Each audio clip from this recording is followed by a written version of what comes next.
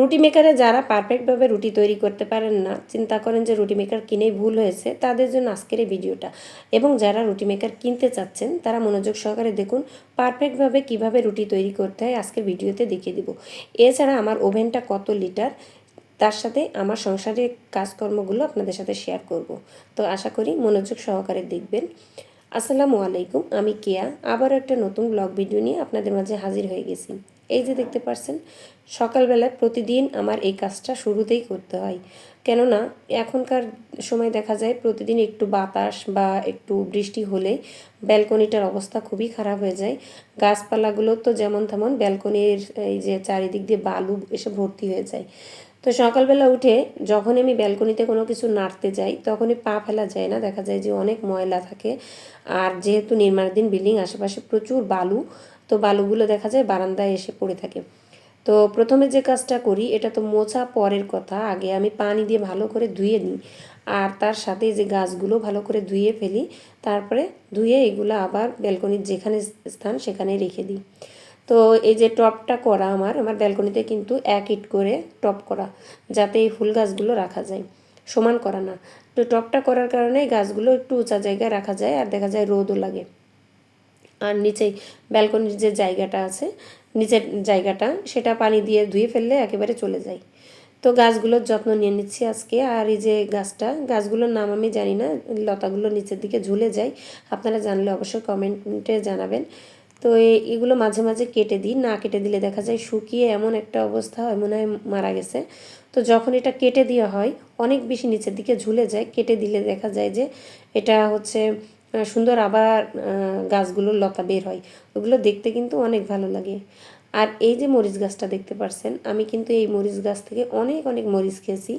আর এটার বয়স যেহেতু অনেক বেশি হয়ে গেছে, তার জন্য আমি মরিচ গাছটা উঠিয়ে নিলাম। আর এই মরিচ গাছের বীজ দিয়েছিলাম, সেখানে কয়েকটা গাছ হয়েছে দেখতে পাচ্ছেন। এখান থেকে একটা গাছ আমি এর ভিতরে লাগিয়ে দিলাম টবের ভিতরে। এখন একটা কমেন্টে আসি। শিখা নাজমিন আইডি থেকে কমেন্ট করেছেন, অনেক জোরে চাপ দিতে হয়, ভাজার পর রুটি ছোট হয়ে যায় আর আরামের থেকে কষ্ট বেশি হয়ে যায়। এর কারণ আছে, আপনি পারফেক্টভাবে হয়তো রুটি কিভাবে তৈরি করতে হবে ডোটা তৈরি করতে পারেননি।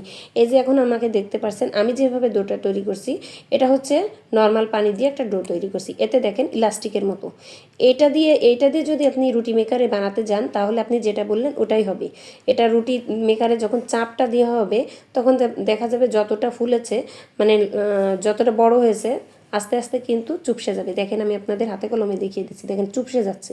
এটা শুধুমাত্র আপনার হচ্ছে লুচি পুরি এগুলো ভাজার জন্যে, ঠিক আছে, লুচি ভাজার জন্যে বা পরোটা ভাজার জন্য এটা ঠিক আছে, কিন্তু এটা দিয়ে রুটি হবে না। তো পারফেক্টভাবে রুটি করতে গেলে যেভাবে ডোটা তৈরি করবেন, মনোযোগ সহকারে দেখুন আমি কিভাবে তৈরি করছি। রুটি মেকারে এরকমভাবে যদি না ডো বানান তাহলে কিন্তু রুটিটা তৈরি হবে না। আমি এখানে লবণ দিয়েছি, তারপরে একটু তেল দিয়ে দিয়েছি, তারপরে পানিটা যখন ফুটে উঠেছে তখন আমি কিন্তু এই আটাটা দিয়ে দিলাম। এখন আটাটা আমি ভালোভাবে আর কি মেরে নিব, যে এমনভাবে মারতে হবে খুব বেশি নরম যেন না হয়, শক্ত হোক, যত শক্ত হবে রুটি ততটাও কিন্তু ভালো হবে। তো এখানে দেখেন আমি গোলা করে নিয়েছি বিভিন্ন আকৃতির, একরকম কোনো শেপ দিইনি, আমি বিভিন্ন রকম শেপে দিয়ে দিয়েছি। কোনোটা বড় হবে, কোনোটা মিডিয়াম হবে, কোনোটা ছোট হবে, আপনাদের দেখানোর জন্য কিন্তু এরকম শেপ দিয়ে নিয়েছি। আর যেহেতু আমি রুটি এখানে করছি, এখানে কোনো মাপ নেই, এখানে এবড়া থেবড়া যে কোনো একটা করলেই হবে। এখন প্রথম একটা রুটি বানানো আমি দেখিয়ে দিচ্ছি। অবশ্যই সিদ্ধ আটার রুটি বানাতে হবে। আপনারা যদি সিদ্ধ আটা না দেন তাহলে এই রুটি মেকারে কখনোই রুটি ভালো হবে না বা রুটিই হবে না। এখন দেখেন আমি আস্তে করে প্রেসার দেওয়ার পরে, মানে একটা চাপ দেওয়ার পরে চারিদিক দিয়ে বের হয়ে যাচ্ছে, দেখেন এই দুই সাইড দিয়ে কিন্তু বের হয়ে আসছে যখন বুঝবেন যে রুটিটা একদম পারফেক্ট হয়েছে। এখন আমি যদি পাতলা করতে চাই একটু জোরে চাপ দিতে হবে, যদি একটু মোটা করতে চাই আলতোভাবে চাপ দিতে হবে, মানে অল্প চাপ দিতে হবে। তো যেভাবে পছন্দ করেন, দেখেন এটা কিন্তু অনেক বেশি পাতলা করার জন্য আমি দিলাম, দেখেন কতটা আর কি সুন্দর হয়েছে। তো মোটা বড় যে কোনো সাইজ আপনারা করতে পারবেন এই রুটি মেকারে। অবশ্যই ভালো একটা রুটি মেকার হওয়া লাগবে, কারণ ভালো রুটি মেকার না হলে তো হবে না। আর যেটা বলেছেন যে চাপ দিলে বাড়ে না বা চুপসে আসে। এর কারণ হচ্ছে ওটাই, আপনি যদি ঠান্ডা পানি নর্মাল পানি দিয়ে রুটি আটার ডোটা করেন তাহলে সেটা দিয়ে সে রুটি মেকারে হবে না, কারণ এটা অবশ্যই সিদ্ধ আটার রুটি হবে। সিদ্ধ আটা দিয়ে আর কি রুটি বানাতে হবে এই রুটি মেকারে। সিদ্ধ আটা ছাড়া কখনোই রুটি বানানো সম্ভব না এই রুটি মেকারে। তো আশা করি আপনারা বুঝতে পেরেছেন। এ সম্পর্কে যদি আরও কিছু কারোর কমেন্ট থাকে অবশ্যই জানাবেন। আর অবশ্যই যখন রুটি মেকারে রুটি বানাবেন একটু তেল মেখে নেবেন এই পলির উপরে, কখনো গুঁড়া দিতে যাবেন না। একটু তেল মেখে নিলে দেখবেন সুন্দরভাবে রুটিটা হবে, কিন্তু গুঁড়া দিলে কিন্তু রুটিটা নষ্ট হয়ে যাবে বা পলিটা ছিঁড়ে আসতে পারে। আজকে সকালের নাস্তা হচ্ছে ডিম পোচ আর রুটি।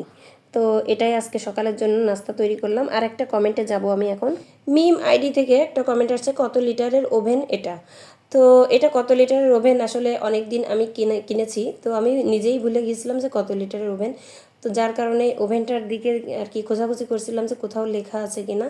তো উপরে যেটা আছে ওয়ার্নিং দেওয়া আছে আর এমনি কী কী এগুলা দেওয়া আছে, কিন্তু ওভেনের কত লিটার সেটা দেওয়া নেই। তো যার কারণে আমি কিন্তু অনেক আশেপাশে খুঁজলাম, এখানে কোনো কিছুতে দেওয়া নেই।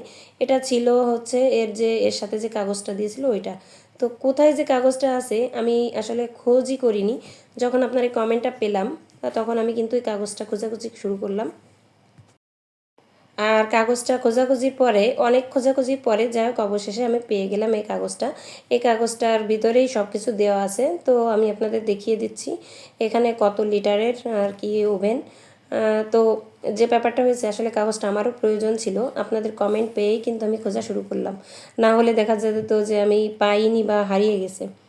তো এখানে এই যে এর মডেলটাও আমি এখানে দিয়ে দিয়েছি, আপনাদের যদি দরকার থাকে একটু জুম করে দেখে নেবেন। আর এটা কত লিটারের সেটা দেখিয়ে দিচ্ছি। এই যে লিটারটা হচ্ছে 28 লিটার। আর এখানে যে নিয়ম কানুন মানে এখানে এই সম্পর্কে ওভেন সম্পর্কে সব কিছু এখানে তথ্য দেওয়া আছে, আপনারা চাইলে স্ক্রিনশট দিয়ে নিতে পারেন। আমি এখানে একটু স্থির করে ধরে রাখছি, আপনাদের যদি কোনো প্রয়োজন হয় এই সম্পর্কে তথ্য জানার আপনারা স্ক্রিনশট দিয়ে রাখতে পারেন, কারণ আমি নিজে নিজে বললে অনেক সময় ভুল হতে পারে, যার কারণে আমি এটা আপনাদেরকে দেখিয়ে দিলাম। যে এর ভিতরে আপনাদের কোনো তথ্য প্রয়োজন হলে আপনারা এটা স্ক্রিনশট দিয়ে পরবর্তীতে দেখে নিতে পারেন যে কী কী এখানে দেওয়া আছে। এটা আশা করি বুঝতে পেরেছেন। আর এদিক দিয়ে আমি সব কাজ শেষ করে দুপুরে রান্না করতে আসছি। রান্না করব পোলাও। তো পোলাও রান্না করার জন্য পোলার চালটা ধুয়ে এখানে ঝরাতে দিয়েছি পানি। আর এখানে গরুর মাংস ধুয়ে রেখেছি, এখানে লাউ এটাও ধুয়ে রেখেছি, আর এখানে আলু আর পেঁয়াজ কেটে ধুয়ে রাখছি, এখানে মাছটা ধুয়ে রাখছি, আর আদা রসুন পেস্ট করা আছে, সব কিছু করা আছে। এখন শুধু রান্নাটা বসাবো। তো গরুর মাংস হলে আমার আর আমার ছেলেদের আর কিছু লাগে না, কিন্তু আমার হাজবেন্ড ওকে ডাক্তারে এখন আপাততর জন্য গরুর মাংস বা চিংড়ি মাছ অ্যালার্জি জাতীয় খাবার খেতে নিষেধ করেছে, যার কারণে ও এই যে লাউ দিয়ে মাছ দিয়ে খাবে আর আমরা এটা খাবো। তো রান্নার জন্য প্রস্তুতি নেওয়াও শেষ। চুলায় অলরেডি প্রেশার কুকার বসিয়ে দিয়েছি, এখন 2 চুলায় 2টা বসিয়ে দেবো, খুব তাড়াতাড়ি হয়ে যাবে। আর রাইস কুকারে ভাত বসাবো। তো যার কারণে সব প্রস্তুতি কিন্তু আমার শেষ, এখন শুধু চুলায় বসিয়ে দেবো। রান্নার আগে সব কিছু যদি গুছিয়ে নেওয়া যায় তাহলে কিন্তু কিচেনটা পরিষ্কার থাকে আর রান্না করতেও খুব তাড়াতাড়ি রান্না করা যায়। তো আসলে এরকম আমাদের মধ্যে হয় না, আমরা খুব তাড়াতাড়ি একটা একটা করে রান্না করি, যার কারণে কিচেনও নোংরা থাকে আর রান্নাও কিন্তু দেরি হয়। যাই হোক সব কাজ শেষ করে যে আমার এই জানলাটা খুলতে গিয়ে দেখি কী একটা অবস্থা দেখেন। নির্মাণাধীন বিল্ডিংয়ে ওঠার একটা জ্বালা, সবসময়ের জন্য বালু সিমেন্ট তো থাকেই, আর এই যে জানলার উপরে পড়ে থাকার কারণে কিন্তু জানলাগুলো খোলা যায় না, যার কারণে আমি ব্রাশ দিয়ে পরিষ্কার করে নিচ্ছি। তো এই কাজটা আমি প্রতি সপ্তাহে করি, কিন্তু দেখলে আপনারা মনে করবেন যে আমি কোনোদিনও করি না। তো কী আর করা, নির্মাণাধীন বিল্ডিংয়ে উঠেছি, কাজ তো করতেই হবে। তো প্রতিদিন করা সম্ভব হয় না, যার কারণে সপ্তাহে একদিন সময় পাই আর একদিনই করার চেষ্টা করি। আর এদিক দিয়ে বিকালে আমি যে স্যুপ রান্না করেছিলাম বাচ্চাদের জন্য, তো আমরা রেস্টুরেন্ট থেকে যে স্যুপগুলো খাই আমার কিন্তু স্যুপ অনেক অনেক পছন্দ। তো রেস্টুরেন্টে যে স্যুপ খাই তা আসলে আমার মনে হয় যে কলিজা ভরে না। আমি বাসায় এই জন্য রান্না করি, ইচ্ছা মতো করে রান্না করি, আর মাংস একটু গিজ করে দিই। এখানে দেখেন অনেক মাংস দিয়ে রান্না করা।